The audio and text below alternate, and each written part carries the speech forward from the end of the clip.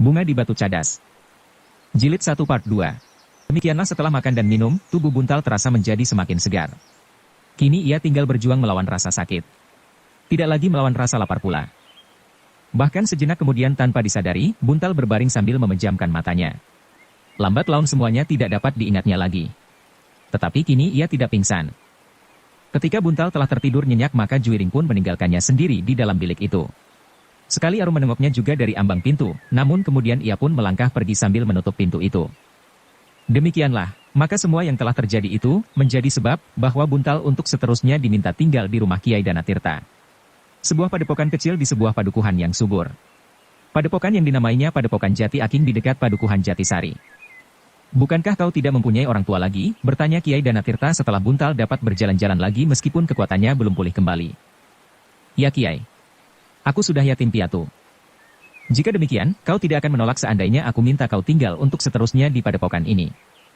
Terasa sesuatu melonjak di hati Buntal. Ia tidak menyangka bahwa ia akan terdampar pada suatu tempat yang terlampau baik buat dirinya, meskipun ia sadar bahwa untuk seterusnya ia tidak akan diperlakukan seperti pada saat-saat ia masih belum dapat bangkit dan berjalan sendiri. Namun apapun yang akan dilakukan, tinggal di padepokan yang bersih dan sejuk ini pasti akan sangat menyenangkan. Aku sudah biasa bekerja keras. Seandainya aku di sini harus bekerja keras, maka aku tidak akan berkeberatan. Tetapi padepokan ini rasa-rasanya memiliki kesejukan yang tenang, Buntal bergumam di dalam hatinya. Bagaimana menurut pendapatmu? Buntal menundukkan kepalanya. Namun terdengar ia menjawab lirih, aku senang sekali Kiai, apabila aku diperkenankan tinggal di sini. Aku memang tidak mempunyai lagi tempat untuk menumpangkan diri.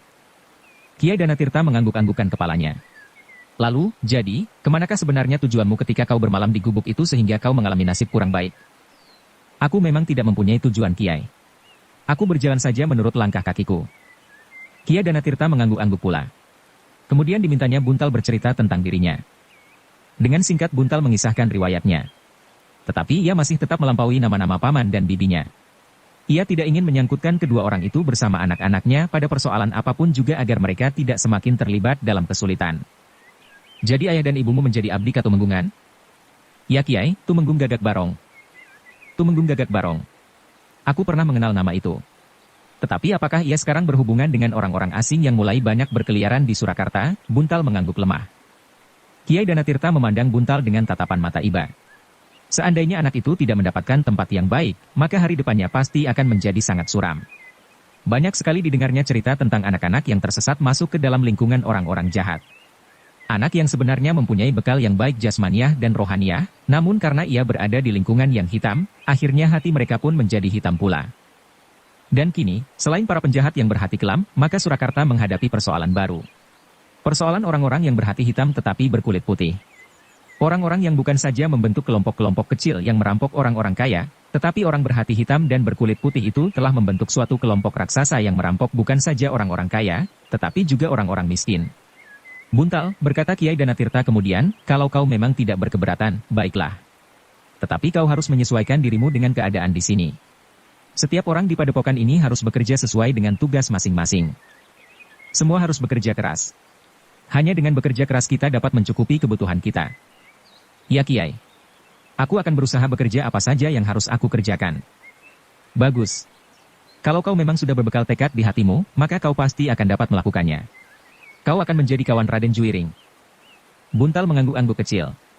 Sejak ia melihat untuk pertama kalinya, ia agak tertarik pada bentuk dan wujud jasmaniah Raden Juiring yang agak berbeda dengan wujud anak-anak pedesaan.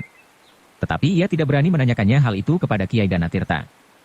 Tetapi agaknya orang tua itu mengerti pertanyaan yang tersimpan di hati Buntal, sehingga ia pun kemudian berkata, Buntal, Raden Juiring tidak berasal dari padepokan ini atau padukuhan di sekitar padepokan ini. Ia berasal dari kota, dan bahkan ia adalah anak seorang bangsawan. Bangsawan, bertanya Buntal. Tiba-tiba saja wajahnya menegang, sehingga Kiai Danatirta melihat perubahan itu dengan jelas. Karena itu Kiai Danatirta melihat pula sesuatu yang tersirat di dalam hati Buntal. Apakah kesanmu tentang seorang bangsawan, Buntal? Buntal menundukkan kepalanya. Tetapi ia tidak menyahut. Coba katakan, apa kesanmu tentang seorang bangsawan? Katakan seperti yang sebenarnya tersimpan di dalam hatimu. Raden Juiring tidak duduk bersama kita sekarang, dan aku tidak akan mengatakan apapun kepadanya, apakah kesanmu baik atau buruk. Buntal masih menundukkan kepalanya. Katakan kau pasti sudah mengenal Tumenggung Gagak Barong. Kau pasti mengenal keluarganya dan kalau ada, anak-anaknya. Apakah kau mempunyai kesan khusus atau kau menganggapnya bahwa seorang bangsawan tidak ada bedanya dengan orang kebanyakan? Buntal masih juga ragu-ragu. Tetapi Kia Danatirta berkata lebih lanjut, wajahmu menunjukkan kesan yang lain, Buntal. Buntal tidak dapat ingkar lagi. Karena itu maka jawabnya, ya Kiai. Aku memang terpengaruh sekali oleh keadaanku selagi aku masih tinggal di Tumenggungan. Pada umumnya seorang bangsawan adalah orang yang keras hati dan menganggap kami, orang-orang kebanyakan, sama sekali tidak berarti di dalam tata kehidupan. Mereka dapat berbuat apa saja atas kami. Dan mereka selalu menganggap kami bersalah. Kia Danatirta mengangguk. Buntal berusaha untuk mengatakannya dengan hati-hati sekali. Jadi, apakah kau diperlakukan seperti itu di Katumenggungan, Buntal? Buntal menganggukkan kepalanya. Juga ayahmu? Sekali lagi Buntal mengangguk. Namun di antara nafasnya yang memburu ia berkata terbata-bata, terlebih-lebih di saat terakhir. Dan kau diusirnya? Ya Kiai. Kia Danatirta menarik nafas dalam-dalam. Kemudian ditepuknya bahu Buntal yang menundukkan kepalanya dalam-dalam, memang Buntal. Ada bangsawan yang bersikap demikian. Yang merasa dirinya lebih tinggi derajatnya dari kebanyakan orang. Mereka merasa diri mereka keturunan raja-raja yang berkuasa. Kiai Danatirta berhenti sejenak, lalu, tetapi seperti manusia kebanyakan, dimanapun juga dan di dalam lingkungan apapun juga, ada beberapa perkecualian. Di antaranya adalah Juwiring.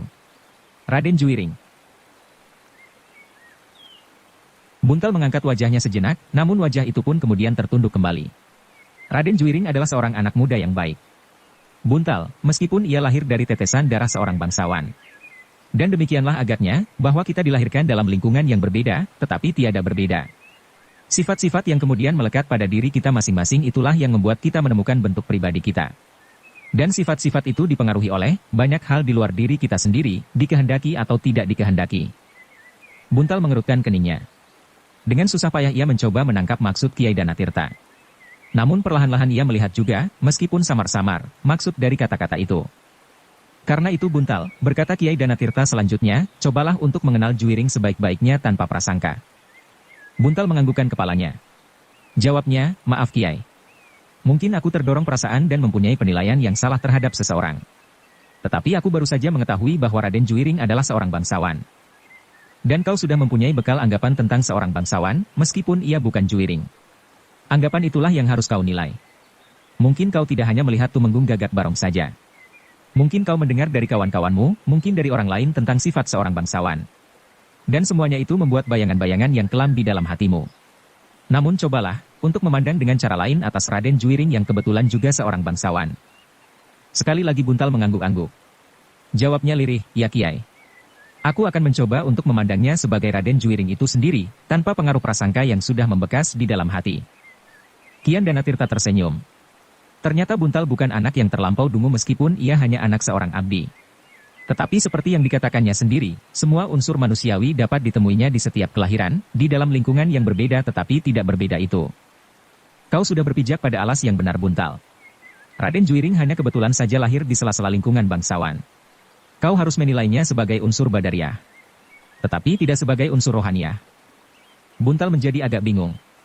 Namun Kiai Danatirta berkata, tenang sajalah kata-kataku.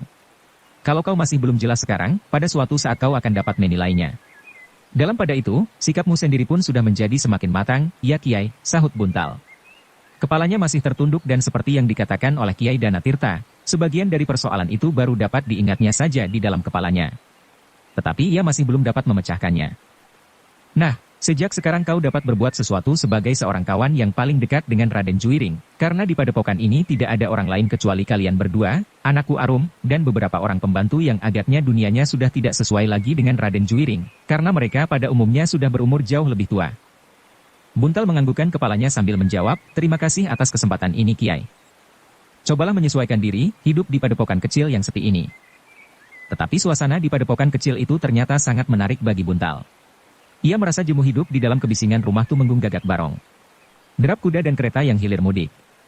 Bentakan-bentakan yang keras dan menyakitkan hati. Kesibukan yang tidak pernah selesai, di dapur, di halaman dan di mana saja. Sejak matahari terbit sampai matahari terbenam setiap orang harus berbuat sesuatu dalam hiruk pikuk yang menjemukan. Menggosok tiang-tiang pendapa yang berukir dan bersungging halus, membersihkan lantai yang sudah bersih. Menjatuhkan diri dan duduk bersila dimanapun juga mereka berpapasan dengan Raden Tumenggung. Dan segala macam pekerjaan yang gelisah. Berbeda dengan keadaan di padepokan ini. Bukan berarti bahwa setiap orang di padepokan ini hanya sekedar bermalas-malasan. Tetapi kerja yang dilakukan justru membawa ketentraman di hati. Bekerja di antara dedaunan yang hijau segar. Di dalam silirnya angin dan desir ranting-ranting yang bergerak lembut. Di kejauhan terdengar suara tembang yang ngelangut dibarengi dengan suara seruling gembala di rerumputan. Demikianlah maka Buntal merasa kerasan tinggal di padepokan itu. Dari hari ke hari ia mulai mengenal Juwiring lebih dalam. Selain itu juga Arum. Seperti yang dikatakan oleh Kiai Danatirta, sebenarnya lah bahwa Juwiring mempunyai sifat dan ciri-ciri yang berbeda dari kebanyakan bangsawan yang pernah dikenalnya. Raden Juwiring ternyata tidak memandang orang lain jauh lebih rendah dari dirinya. Ia menganggap setiap orang saudaranya. Sedangkan Arum adalah seorang gadis yang berhati lembut. Kadang-kadang masih terucapkan olehnya penyesalan yang dalam, justru karena ia berteriak di saat-saat mereka bertemu untuk pertama kali. "Kau tidak sengaja mencelakakan aku," berkata Buntal. "Aku hanya terkejut sekali waktu itu. Aku tidak menyangka bahwa ada orang lain di atas gubuk sepagi itu." Buntal tersenyum. Bahkan kemudian ia berkata, "Jika tidak demikian, maka aku tidak akan mendapat kesempatan tinggal di padepokan ini." Arum pun tersenyum pula. Katanya, "Alangkah senangnya kalau kau datang ke rumah ini tanpa biru pengap seperti itu." Alangkah senangnya. Tetapi itulah yang terjadi. Keduanya tertawa. Tawa yang segar di padepokan yang tentram.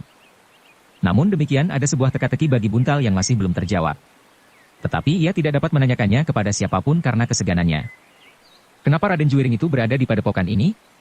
Tetapi Buntal selalu menggelengkan kepalanya sambil bergumam kepada diri sendiri, itu bukan persoalanku. Ia sudah berada di sini. Dan ia bersikap baik kepadaku. Dengan demikian maka anak muda yang berada di padepokan itu berhasil menyesuaikan diri mereka masing-masing. Bukan saja Buntal dan Juwiring yang sedikit lebih tua daripadanya, tetapi juga Arum. Tetapi ternyata bahwa mereka tidak saja harus bekerja keras di sawah dan ladang setiap hari. Ada sesuatu yang baru bagi Buntal. Di padepokan itu Raden Juwiring tidak saja hidup sederhana seperti kehidupan orang kebanyakan, tetapi ia juga mempelajari sesuatu dari Kiai Danatirta. Mula-mula Buntal hanya diperkenankan menyaksikan. Di tempat yang tertutup Raden Juwiring mempelajari ilmu olah kanuragan. Ilmu ketangkasan badariah dan tata bela diri. Menarik sekali, berkata Buntal di dalam hatinya. Tetapi ia tidak berani mengatakannya kepada siapapun. Namun setiap kesempatan yang didapatnya untuk menyaksikan latihan-latihan olah kanuragan. Buntal merasa beruntung sekali. Agaknya Kiai Danatirta melihat minat yang begitu besar tersirat di wajah Buntal yang sengaja diperkenankannya melihat latihan-latihan itu. Bahkan, pada suatu saat, tanpa disadari oleh Buntal, Kiai Danatirta melihat anak itu menirukan gerak-gerak yang dilihatnya pada latihan-latihan di tempat tertutup itu. "Buntal," berkata Kiai Danatirta kepada Buntal yang dipanggilnya menghadap, "apakah kau tidak jemu melihat latihan-latihan bagi Raden Juwiring itu?" Buntal mengangkat wajahnya. Tampak sesuatu tersirat di wajah itu. Namun kemudian wajah itu tertunduk. Perlahan-lahan terdengar Buntal menjawab, "Tidak Kiai. Aku senang sekali melihatnya." Raden Juwiring telah agak lambat mulai dengan penyadapan ilmu olah kanuragan. Tetapi aku masih berpengharapan bahwa ia akan segera maju dan menguasai ilmu yang aku berikan kepadanya. Buntal hanya dapat mengangguk-anggukan kepalanya saja. "Buntal," suara Kiai Danatirta menjadi dalam, "apakah kau juga berminat untuk ikut mempelajari ilmu semacam itu?" Sekali lagi Buntal mengangkat wajahnya. Dari sorot matanya, Kiai Danatirta melihat gejolak di dada anak muda itu. "Apakah kau juga ingin?" ulang Kiai Danatirta. "Sebenarnya lah Kiai. Tetapi aku tidak berani mengatakannya." Kiai Danatirta tersenyum. Sambil mengangguk-angguk ia berkata, "Aku memang sudah menduga. Dan aku tidak berkeberatan apabila kau tidak saja mengawani Raden Juwiring setiap hari, tetapi juga mengawaninya menyadap ilmu kanuragan itu." "Terima kasih Kiai. Apabila aku diperkenankan, aku berterima kasih sekali." Kiai Danatirta menepuk bahu Buntal. Kalanya, "Tetapi olah kanuragan bukan sekedar suatu permainan, Buntal. Bukan seperti permainan jirak, sembunyi-sembunyian di bulan terang. Juga tidak serupa dengan binten dan bantingan di pasir tepian sungai. Meskipun binten dan bantingan juga memerlukan ketangkasan, tetapi itu sekedar permainan. Tidak ada cara lain yang pernah dipergunakan dalam binten selain cara-cara yang sampai sekarang berlaku. Juga bantingan. Siapa yang berada di bawah dalam hitungan tertentu ia akan kalah. Tidak boleh menggigit, tidak boleh menggelitik dan menarik rambut." Buntal mengangguk-anggukan kepalanya. Tetapi ilmu olah kanuragan memerlukan waktu untuk mengerti dan apalagi mendalaminya. Kiai Danatirta berhenti sejenak, lalu, "Apakah kau dapat mengira-ngirakan berapa waktu yang kau perlukan untuk mempelajari ilmu itu?" Buntal tidak menyahut. "Kau memerlukan waktu bertahun-tahun Buntal." "Ya, bertahun-tahun. Tetapi kau dapat melakukannya bertahap. Setapak demi setapak." Dan setiap langkah, merupakan kebulatan-kebulatan tertentu. Kiai Danatirta berhenti sejenak, lalu, apakah kau sanggup? Buntal memandang Kiai Danatirta sejenak, lalu, ya Kiai. Aku sanggup. Apakah kau sudah berpikir baik-baik? Sudah Kiai. Kiai Danatirta mengangguk-angguk. Ia tahu bahwa sebenarnya Buntal memang ingin sekali melakukannya.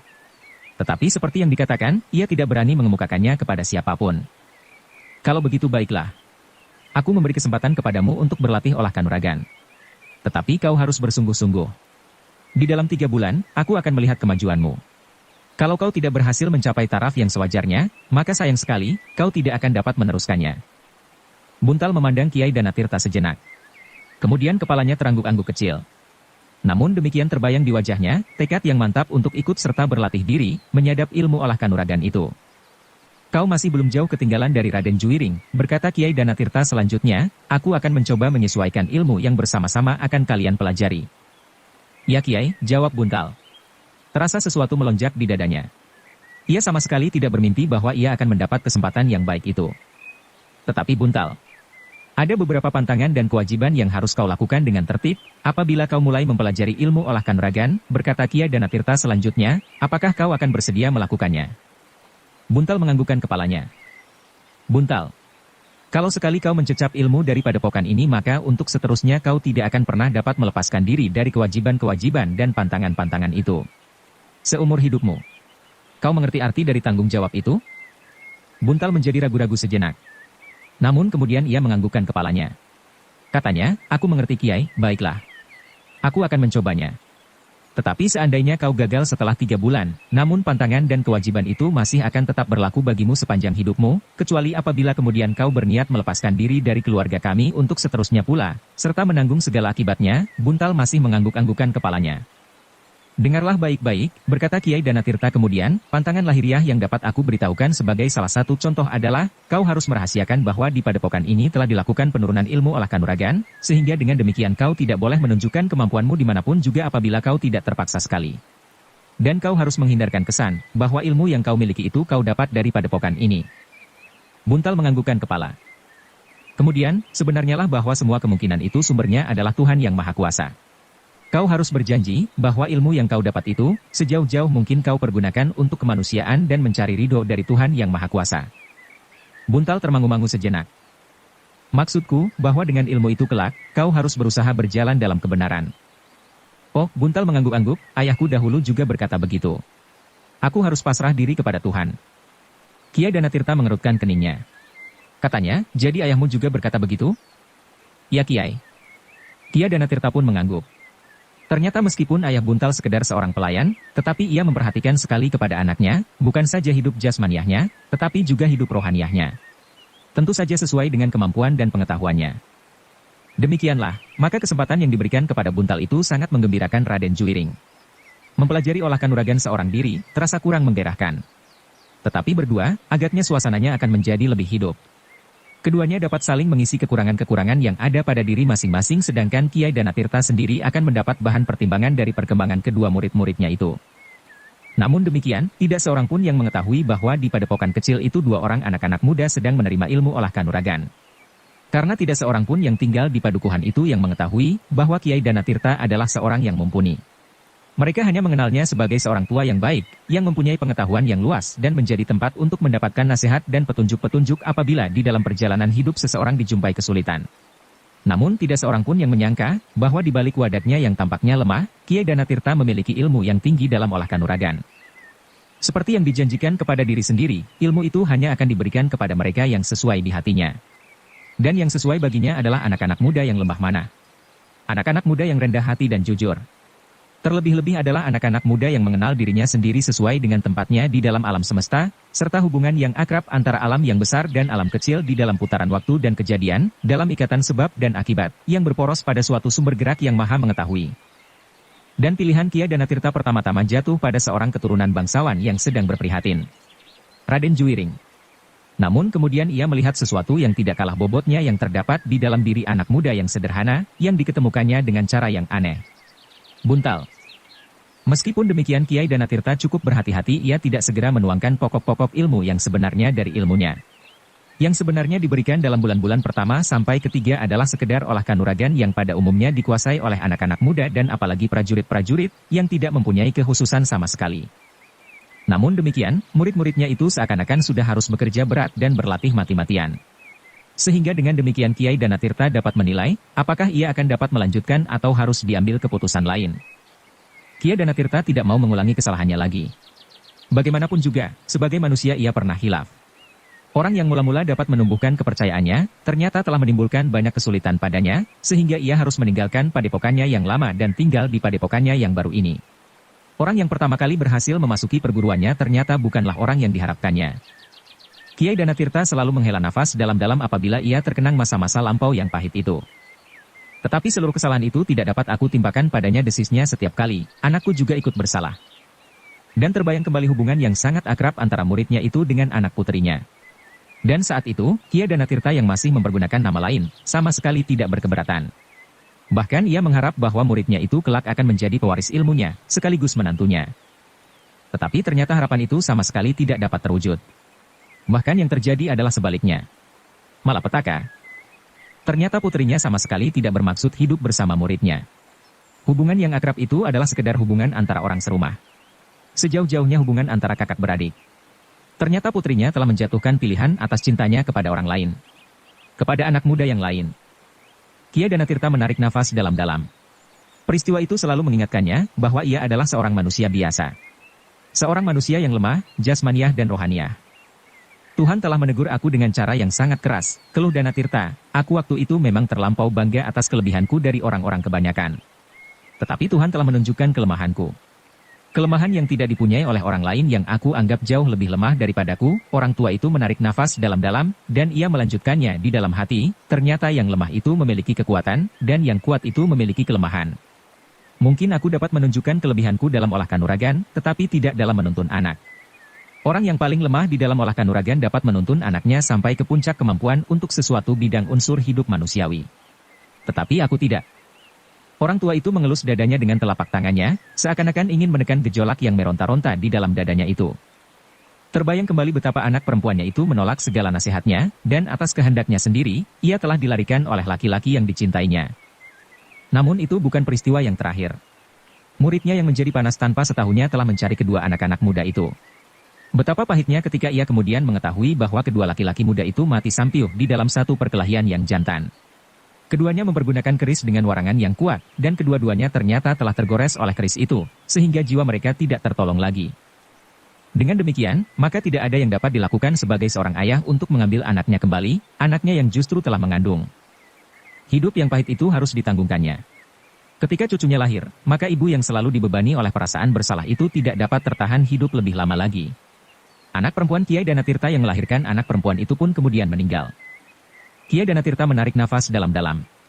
Cucunya itulah yang kini bernama Arum. Tetapi tidak seorang pun yang mengetahui bahwa Arum adalah cucunya. Di tempatnya yang baru itu. Sejak ia membuka padepokan kecil yang dinamainya seperti hatinya yang kering, Padepokan Jati Aking, di sebelah Padukuhan Jatisari, ia sudah menganggap Arum sebagai pengganti anaknya yang telah hilang dari hatinya itu. Dengan sepenuh hati Kiai Danatirta mendidik cucunya itu, agar ia dapat menebus kelengahannya selagi ia momong anaknya perempuan, sehingga terjadi peristiwa yang sangat membekas di hatinya. Namun tiba-tiba Kiai Danatirta itu bagaikan terlonjak di tempat duduknya. Dengan suara gemetar ia berkata kepada diri sendiri, sekarang aku telah menyediakan minyak itu di dekat api. Oh, alangkah bodohnya aku ini. Di padepokan ini sekarang ada dua orang anak muda. Aku sendirilah yang menempatkan mereka di sini.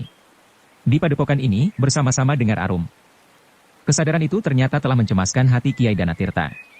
Sekali-sekali terbayang wajah Raden Juwiring yang selalu dihiasi dengan senyum yang menawan. Kemudian wajah Buntal yang sederhana tetapi bersungguh-sungguh penuh pengertian atas alas keprihatinan. Kiai Danatirta menarik nafas dalam-dalam. Keduanya telah terlanjur berada di padepokannya. Dan keduanya baginya adalah anak muda yang baik. Suatu masa pendadaran bagiku, berkata Kiai Danatirta, lalu, sampai umurku setua ini, aku masih harus menjalani ujian yang berat. Mudah-mudahan kali ini aku dapat mengatasinya. Dan mudah-mudahan kedua anak-anak muda ini mempunyai perhatian yang berbeda dari muridku yang dahulu. Atau tergantung kepadaku, bagaimana caraku mengarahkan hubungan mereka bertiga. Namun kesadaran itu telah membuat Kiai Danatirta menjadi berhati-hati. Dan ia merasa bersyukur atas kenangan yang selalu membayang, sehingga seakan-akan ia selalu dihadapkan pada sebuah cermin untuk selalu melihat cacat di wajahnya. Dan setiap kali Kiai Danatirta selalu berkata, bukan saja kepada diri sendiri, tetapi juga kepada murid-muridnya, di dalam kekuatan terdapat kelemahan, dan di dalam kelemahan terdapat kekuatan. Tetapi pada pekan-pekan pertama ia mulai memberikan latihan kepada muridnya itu, telah timbul suatu persoalan baru bagi Kiai Danatirta. Anaknya, Arum minta kepadanya dengan sepenuh hati, bahkan sambil merengek, agar ia diperkenankan ikut mempelajari olah kanuragan. Kau seorang gadis, berkata ayahnya, tidak menjadi kebiasaan seorang gadis mempelajari olah kanuragan, tetapi aku ingin sekali ayah. Biarlah orang lain tidak. Kalau ayah mau menurunkan ilmu itu kepada orang lain, kenapa tidak kepadaku? Kepada anaknya, meskipun aku seorang perempuan, Arum. Mempelajari ilmu kanuragan bukanlah sekedar menjadi seorang yang tangguh. Tetapi sesuai dengan wadak seorang laki-laki, ia pantas pergi dari satu tempat ke tempat yang lain untuk mengamalkan ilmunya. Tetapi tidak bagi seorang gadis. Tidak pantas sama sekali, dan bahayanya jauh lebih dahsyat dari seorang laki-laki. Apakah seorang laki-laki tidak dapat menjumpai bahaya? Apakah seorang laki-laki tidak akan pernah menjumpai lawan yang melampauinya, tetapi selalu demikian bagi perempuan? Dan perempuan selalu tidak akan dapat melepaskan diri dari bahaya? Bukan begitu Arum. Bahaya yang paling besar bagi seorang laki-laki adalah maut. Tetapi tidak bagi perempuan. Kau mengerti? Masih ada bencana yang lebih dahsyat dari maut, justru karena ia terlepas dari maut itu. Arum menundukkan kepalanya, ia mengerti maksud ayahnya. Perempuan memang mempunyai kelemahannya sendiri. Mungkin dalam sebuah perjalanan ia bertemu dengan orang yang tidak dapat dikalahkannya. Tetapi orang itu tidak membunuhnya. Dan karena justru ia tidak dibunuh itulah ia akan jatuh ke dalam neraka yang lebih jahat dari mati. Tetapi tiba-tiba saja Arum mengangkat wajahnya sambil menyahut dengan serta-merta, aku akan membunuh diri di dalam keadaan yang demikian. Arum, suara Kiai Danatirta merendah, bunuh diri bukannya penyelesaian yang baik.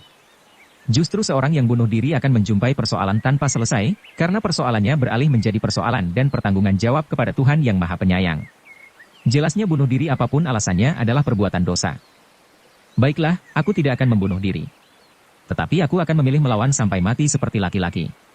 Apabila kebetulan saja aku mengalami peristiwa yang pahit itu. Kiai Danatirta menarik nafas dalam-dalam. Hati anak perempuannya itu memang keras, sekeras hati ibunya. Dengan demikian maka kecemasan mulai merayapi dada orang tua itu. Kalau pada suatu saat anaknya ini tergelincir, maka ia akan mengeraskan hatinya di dalam kesesatannya itu seperti ibunya. Karena Kiai Danatirta tidak segera menjawab, maka Arum mendesaknya, kenapa ayah diam saja? Baiklah aku memikirkannya Arum. Kenapa harus dipikirkan? Tunggulah sehari dua hari. Aku akan menimbang baik dan buruknya. Kiai Danatirta berhenti sejenak, lalu, tetapi kenapa kau tiba-tiba saja ingin ikut serta mempelajari olah kanuragan? Kenapa tidak sebelum ini?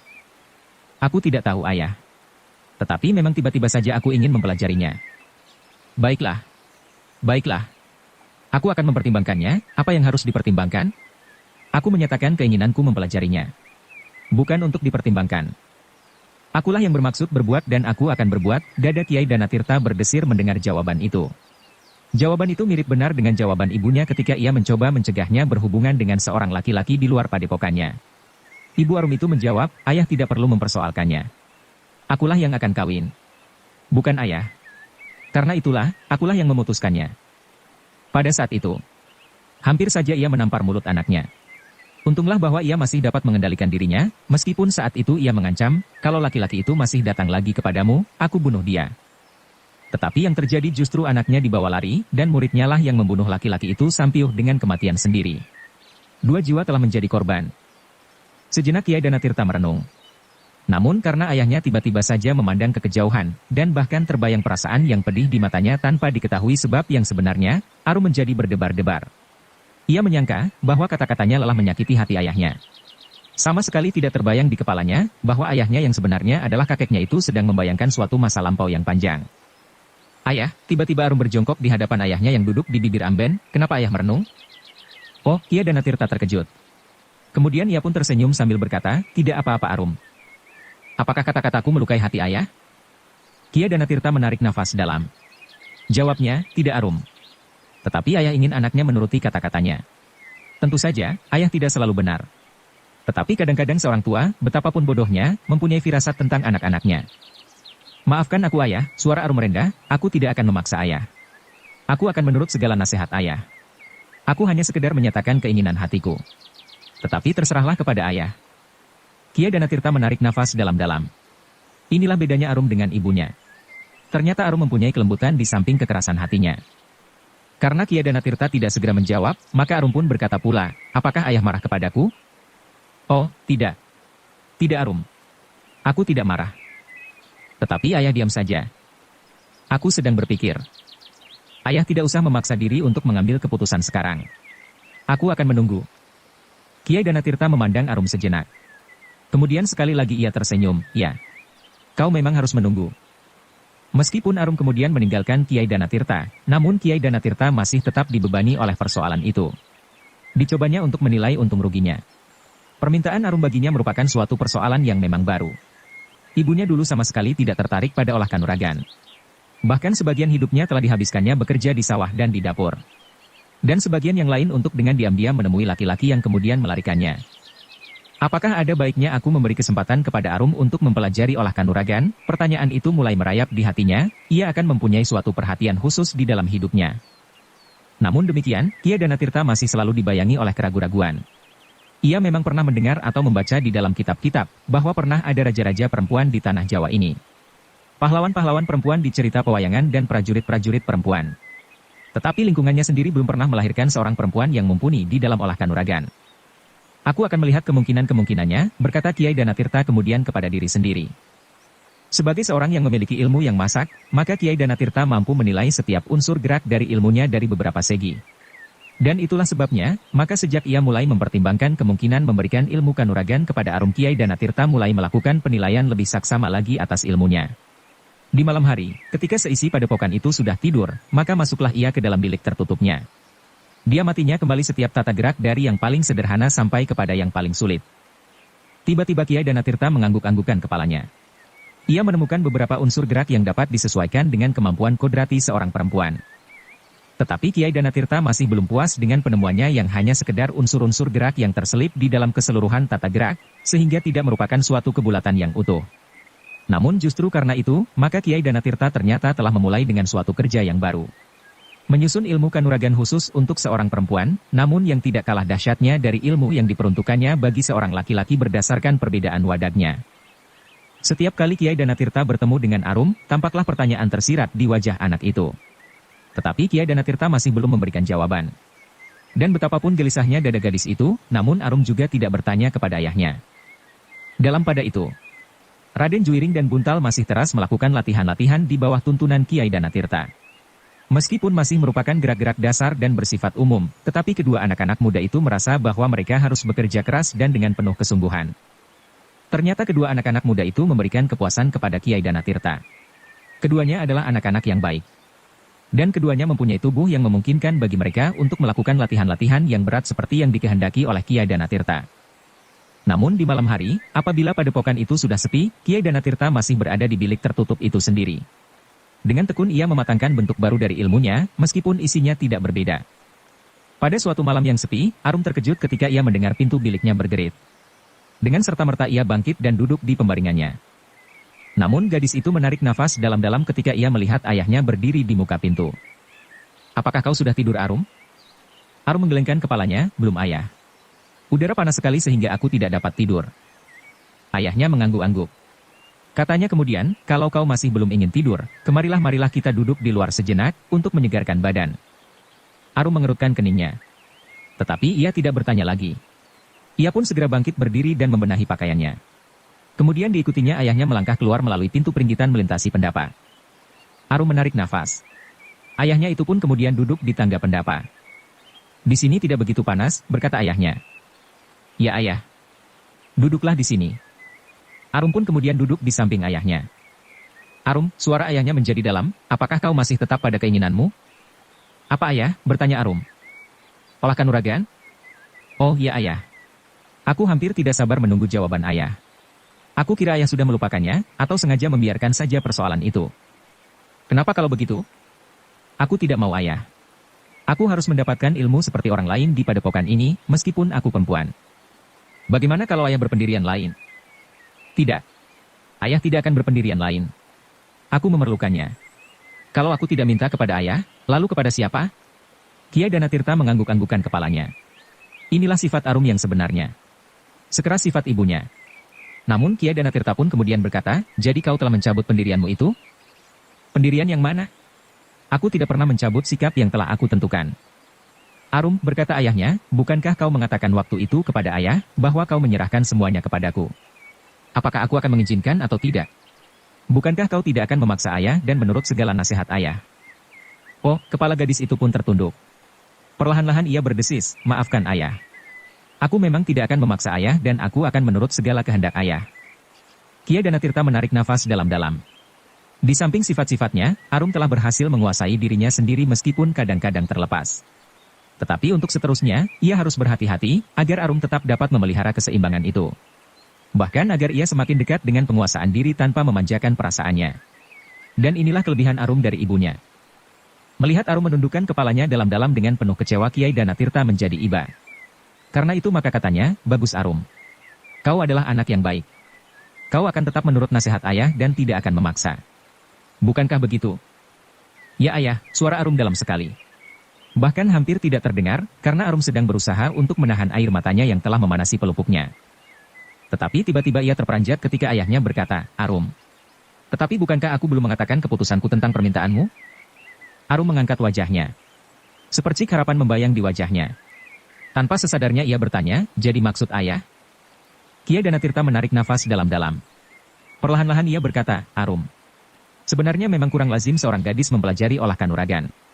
Namun karena kau adalah anakku, maka aku telah mencoba untuk menyingkirkan kejanggalan itu dari hatiku.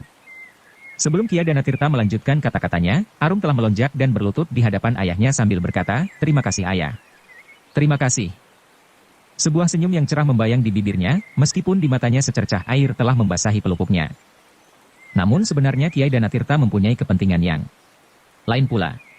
Ia ingin mempergunakan keinginan Arum untuk mempelajari ilmu kanuragan itu sebagai cara untuk menghindarkan kemungkinan-kemungkinan yang tidak dikehendaki, justru karena di padepokan itu sudah terlanjur terdapat 2 orang anak-anak muda.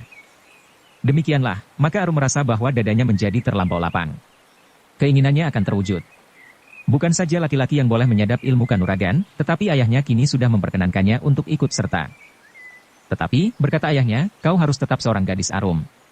Kau harus tetap berlaku sebagai seorang gadis. Dan kau harus tetap menunjukkan sifat-sifatmu di antara kawan-kawanmu. Kau tidak boleh menunjukkan perubahan apapun yang terjadi pada dirimu, seandainya kelak kau berhasil menguasai ilmu kanuragan ini. Aku berjanji ayah. Dan kau tidak pernah ingkar janji? Arum tersenyum. Tetapi ia tidak menyahut. Bersambung ke jilid 1 part 3. Dukung kami dengan subscribe, follow, like, komen dan share. Terima kasih.